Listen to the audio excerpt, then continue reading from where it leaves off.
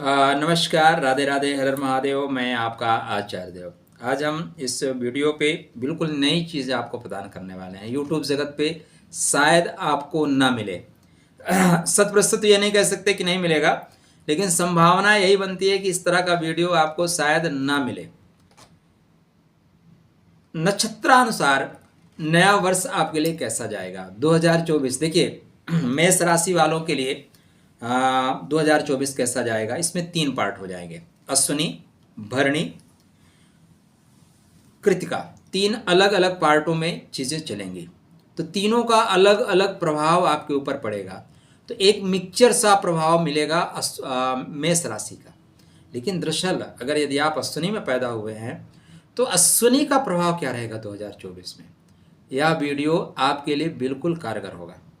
और दरअसल और नज़दीक जाने के लिए ना, आप किस पदा में पैदा हुए हैं उस पदा की अगर बात की जाए, प्रथम पदा, सेकंड पदा, थर्ड पदा, फोर्थ पदा, तो वीडियो बिल्कुल एग्जैक्ट आएगा।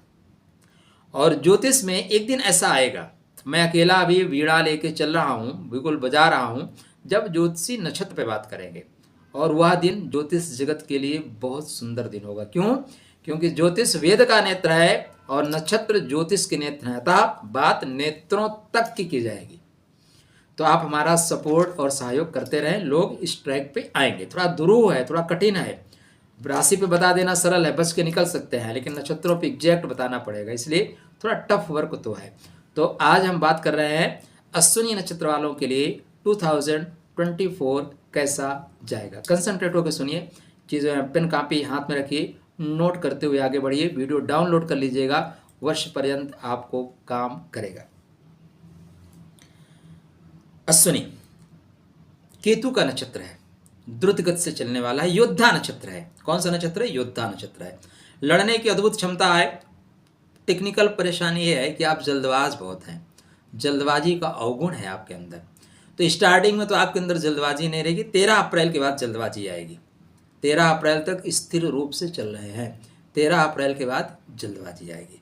तो आपके नक्षत्र स्वामी केतु महाराज की स्थिति के अनुसार पहले मैं आपको एक रूपरेखा दे देता हूँ पूरा वर्ष भर की, उसके बाद कौन से ग्रह का क्या प्रभाव होगा इसकी रूपरेखा आपको दूंगा। तो कंसंट्रेट होकर सुनिएगा। 1 जनवरी 2024 से केतु महाराज चित्रा नक्षत्र में चल रहे हैं, प्रथम चरण में सिंह नवांश में, अर्थात प्रेम मिलेगा।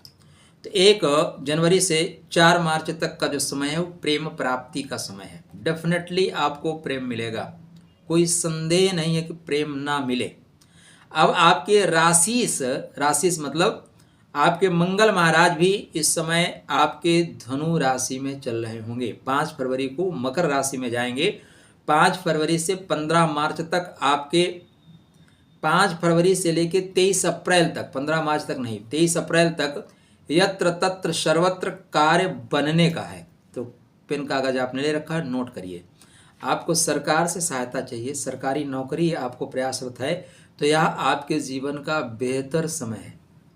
5 फरवरी से लेकर 23 अप्रैल तक जो आप करना चाहें, यहाँ पे आपके मंगल देव आपको सपोर्ट कर रहे हैं। और केतु महाराज 4 मार्च तक आपके सिंह नवांश में होंगे, चित्रा नक्षत्र में। चित्रा किसका? मंगल का नक्षत्र है, बैलेंस करके चलने का नक्षत्र है।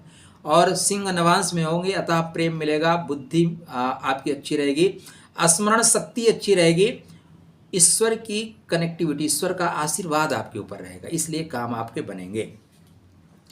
4 मार्च से लेकर 6 मई तक का जो समय है वो हस्त नक्षत्र के चतुर्थ चरण में रहेंगे। इसको बोलते हैं कर्क नवांश, मतलब सुख का नवांश। तो यह समय आपके भूमि, भवन, वाहन की प्राप्ति के लिए है। भूमि, भवन, वाहन से संबंधित कुछ चीज़ें आ रही थी या कुछ परेशानी आ रही थी, तो उस परेशानी को दूर करने का समय है। यहाँ पे मतलब आपको प्रॉपर्टी से रिलेटेड सुख तो मिलता हुआ दिखाई दे रहा है, मिलेगा। 6 मई को ये चले जाएंगे मिथुन नवांश में। अब यहाँ पे जो समय आएगा ये थोड़ा सा आपके लिए समय ठीक नहीं है। ठीक है, सब कुछ राधे राधे नहीं होगा। अगर एक लाइन में बोलूँ तो हाँ, 2023 के अपेक्षा 2024 आपके लिए श्रेष्ठ जाएगा। श्रेष्ठ जाने के कारण आपके केतु महाराज साथ में, ठीक है ना, आपके गुरु महाराज की जो भूमिका है वो बहुत महत्वपूर्ण है, इसलिए श्रेष्ठ जाएगा। तो 6 मई से 8 जुलाई तक आपका जो पराक्रम होगा, आप गति ज़्यादा पकड़ेंगे। क्या पकड़ेंगे? गति ज़्यादा पकड़ेंगे। थोड़ा स्लोली चलिए, आराम से चलिए। यहाँ पे बंधु बांधवों से विवाद बिल्कुल मत करिएगा। मित्रों से तकरार आपको कर देगी नुकसान, तो तकरार न करिएगा, लाभ होगा। अगर तकरार करेंगे तो लाभ नहीं होगा। इसके बाद वृषभ नवांश में जाएंगे। यहाँ पे आप किसी गलत नशे में मत फंसिएगा। वृषभ नवांश में गलत नशे में केतु आपको ला सकते हैं। चलो देखा देखी स्मोकिंग करते हैं, धुआं उड़ाते हैं। केतु शुद्ध आग है, और जब आग को आप धुएं में उड़ाना शुरू करते हो तो राहु प्रबल हो जाता है और फिर धुआं धुआं कर देता है। तो इसलिए इससे बचिएगा। 9 सितंबर से मेष नवांश में आएंगे। श्रेष्ठतम समय, वर्ष का श्रेष्ठतम समय देखेंगे तो 9 सितंबर से लेके 10 नवंबर तक का जो समय है वो श्रेष्ठतम समय है। यहाँ पे आप जो चाहेंगे वो कर ले जाएंगे, जो चाहेंगे वो आपके साथ चीज़ें कनेक्ट होगी। कर ले जाएंगे मतलब ऐसा नहीं है कि आप मिडिल क्लास के आदमी हैं, पढ़ा रहे हैं और कुछ अपना धंधा कर रहे हैं, आप बोले हम प्रधानमंत्री बन जाएंगे। नहीं, अपने लेवल पे कर ले जाएंगे, अपने स्तर पे कर ले जाएंगे। जिस ट्रैक पे चल रहे हैं उस ट्रैक पे आप अव्वल रहेंगे। ये चीज़ें हैं। तो ये श्रेष्ठ समय है सफलता प्राप्त करने के लिए। 10 नवंबर से फिर 7 जनवरी तक का जो समय है, यहाँ पे अनवांटेड खर्चे आएंगे। क्या आएंगे? अनवांटेड खर्च आएगा, अचानक खर्च करना पड़ेगा। केतु महाराज आपके राशि के अनुसार देखें तो केतु महाराज 6वें घर में जा रहे हैं। 6वें घर का केतु शत्रुहंता योग क्रिएट करेगा, किंतु केतु नाभि के आसपास छोटा सा कट भी लगा सकते हैं यदि आपकी महादशा अंतरदशा ठीक नहीं चल रही है तो कृपया ध्यान दीजिए कि महादशा अंतरदशा कैसी चल रही है। एक पॉइंट और आपको, 2 पॉइंट और कनेक्ट कर देता हूँ। आप अश्विनी में पैदा हुए हैं तो आपको जानने का हक बनता है कि इस वर्ष भाग्योदय का समय हमारे लिए श्रेष्ठतम क्या रहेगा। तो एक तो समय हमने आपको बताया कि स्टार्टिंग से लेकर 4 मार्च तक का बेहतर समय है, आप जो कुछ करना चाहें कर ले जाएं। दूसरा 9 सितंबर से लेकर 10 नवंबर तक का श्रेष्ठतम समय है। तीसरा आपके लिए बेहतर समय 1 अप्रैल से आपका बेहतर समय है। 1 मई से, 1 मई को आपके भाग्य के स्वामी आपके 2nd हाउस में गोचर कर रहे हैं। कृतिका नक्षत्र में चीज़ों को काट के ठीक कर देंगे। दूसरा आपके लिए 5 फरवरी से लेके 23 अप्रैल तक का श्रेष्ठतम समय है। दूसरा 1 जून से लेके 12 जुलाई का श्रेष्ठतम समय है। ये 4 ही श्रेष्ठतम समय है। पूरा वर्ष अच्छा नहीं जा रहा है, तो इस समय आप जो काम करना चाहेंगे वो काम आपका पूरा हो जाएगा। तीसरा महत्वपूर्ण कार्य, तो तीसरे महत्वपूर्ण कार्य में आप देखेंगे मित्र, तो आपके 13 अप्रैल से 14 मई तक का जो समय है, 13 अप्रैल से 14 मई तक का बुद्धि के लिए श्रेष्ठ समय है, प्रेम के लिए श्रेष्ठ समय है, संतान प्राप्ति के लिए श्रेष्ठ समय है। इस समय आप इंटरव्यू वगैरह दे रहे हैं, किसी व्यक्ति से बात कर रहे हैं, आपकी बात मानी जाएगी। मान सम्मान का दिन है, साक्षात्कार दे रहे हैं तो पद प्रमोशन का है, तो प्रमोशन के लिए समय बेहतर है। कब से? 13 अप्रैल से लेके 14 मई तक का समय श्रेष्ठतम समय है। दूसरा श्रेष्ठतम समय आपको आएगा 16 अगस्त से लेके 16 सितंबर तक का समय श्रेष्ठतम होगा। तीसरा श्रेष्ठतम समय आपकी कुंडली में जो आ रहा है वो आ रहा है 15 दिसंबर के बाद। सारा समय श्रेष्ठ नहीं होगा। हाँ, अब आपके लिए झूठ बोला जाए कि सब कुछ राधे राधे, सब कुछ राधे राधे, नहीं होता। ये महत्वपूर्ण चीज़ है आपके अश्विनी नक्षत्र पे, क्योंकि केतु महाराज की जो स्थिति बन रही है वो 6वें घर में तो है, लेकिन नक्षत्र के पदानुसार अगर आप देखें तो केतु महाराज 1 जनवरी से 4 मार्च तक श्रेष्ठ लाभ दे रहे हैं।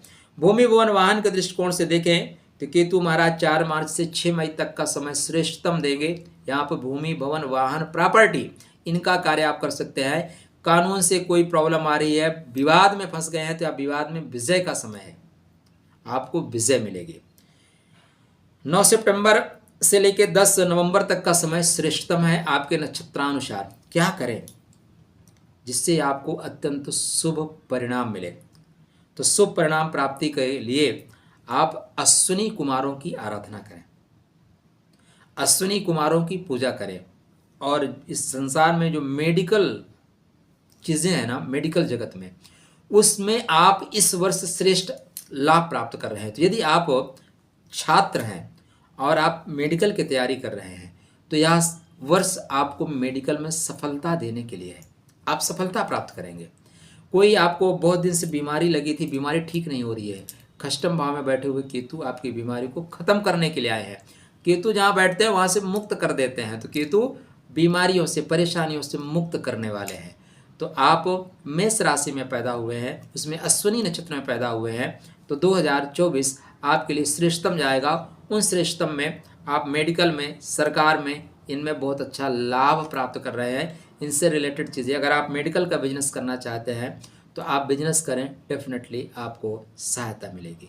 केतु के मंत्रों का जाप करना, अश्विनी कुमार के आराधना करना, या अंत में भगवान शिव के शरण में जाके आराधना करना श्रेष्ठ फल देने वाला है। तो चलिए, खुश रहिए, स्वस्थ रहिए, मुस्कुराते रहिए, राधे राधे करते रहिए।